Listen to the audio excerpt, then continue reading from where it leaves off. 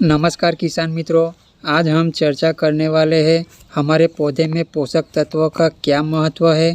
पौधे को कितने प्रकार के पोषक तत्व चाहिए, पौधे को कितने प्रतिशत पोषक तत्व चाहिए और ये पोषक तत्व के क्या क्या कार्य है उसके बारे में चर्चा करेंगे।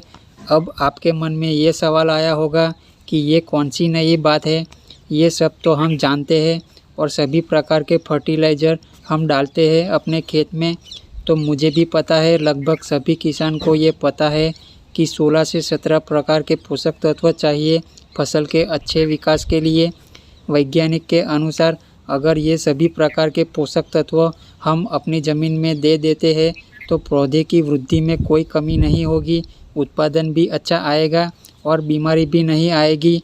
और हम उनके कहे अनुसार सभी प्रकार के पोषक तत्व फर्टिलाइज़र के रूप में देते हैं, यहाँ तक कि फंगीसाइड और कीटनाशक का भी प्रयोग करते हैं बुआई करने के समय, और बुआई करने से पहले गोबर की खाद का भी प्रयोग करते हैं।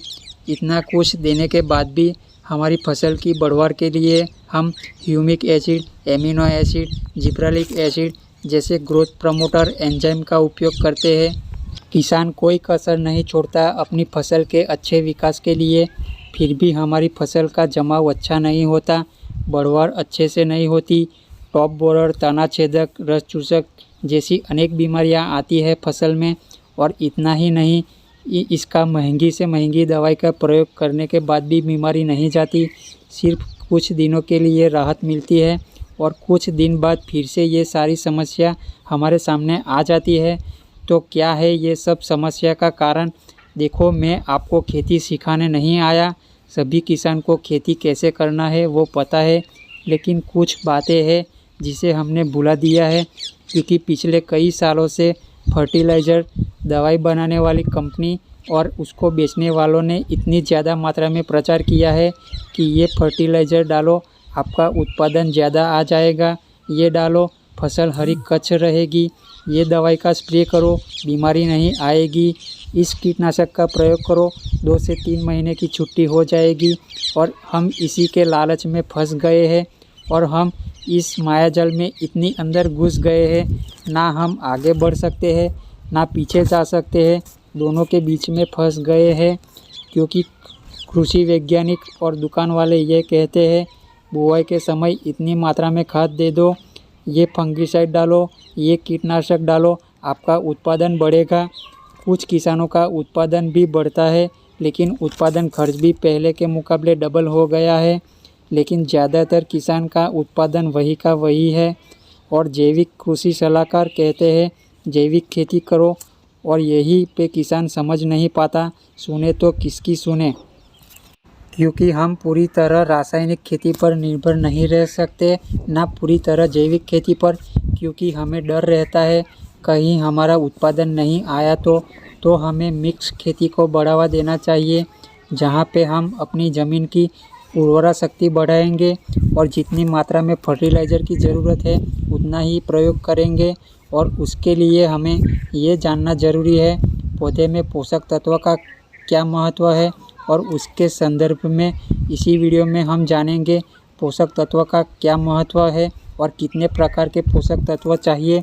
और दूसरे भाग में ये जानेंगे पौधे को कितनी मात्रा में पोषक तत्व चाहिए और पोषक तत्व के क्या क्या कार्य है। तो सबसे पहले ये जानते हैं पौधे में पोषक तत्व का क्या महत्व है। जिस तरह हर व्यक्ति को अपने शरीर के अच्छे विकास के लिए सभी प्रकार के पोषक तत्व चाहिए, उसी तरह से पौधे को भी अपनी वृद्धि, प्रजनन तथा विभिन्न जैविक क्रियाओं के लिए सभी प्रकार के पोषक तत्व की ज़रूरत होती है। चाहे आप कोई भी खेती करते हो, केला, पपीता, गन्ना, दलहन, तिलहन, अनाज वर्गीय या सब्जी वर्गीय, सभी प्रकार की फसल में सभी प्रकार के पोषक तत्व चाहिए।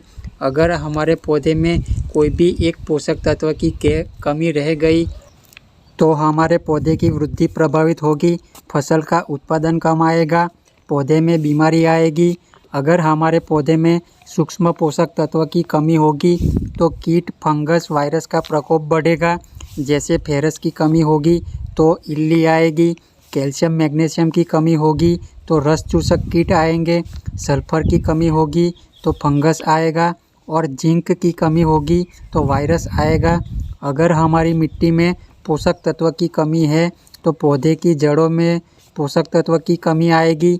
जड़ों में कमी होगी तो पौधे के तने और पत्तियों में कमी आएगी। तने और पत्तियों में कमी होगी तो फल में कमी आएगी।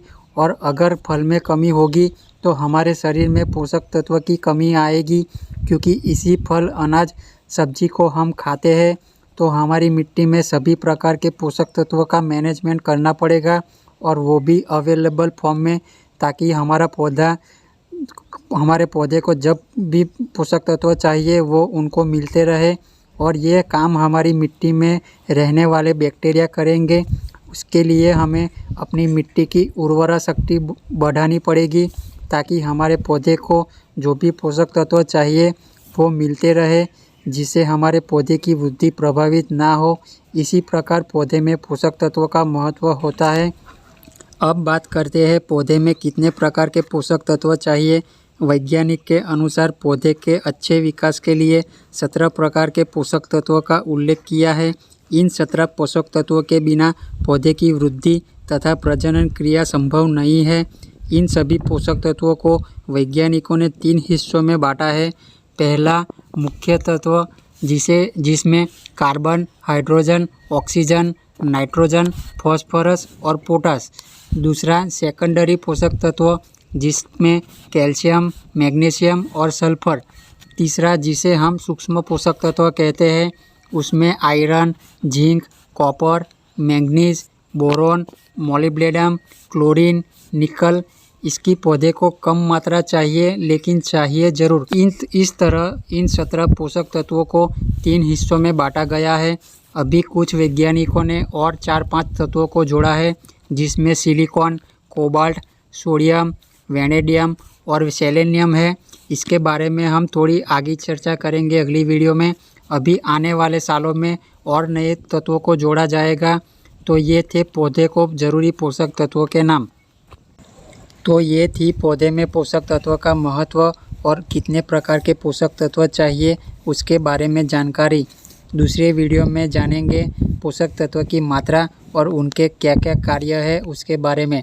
देखो, हमारी मिट्टी में सब कुछ है। हमारे पौधे को जो भी चाहिए वो सब पोषक तत्व देने की ताकत है हमारी ज़मीन में। बस हमें उसे बंजर होने से बचाना है, ताकि हमारी आने वाली पीढ़ी भी अच्छे से खेती कर सके। आगे की माहिती हम दूसरे वीडियो में जानेंगे। अगर आपको ये वीडियो अच्छी लगी हो तो चैनल को सब्सक्राइब कर ले, ताकि इसी तरह की हम जानकारी आगे देते रहेंगे। जय जवान, जय किसान।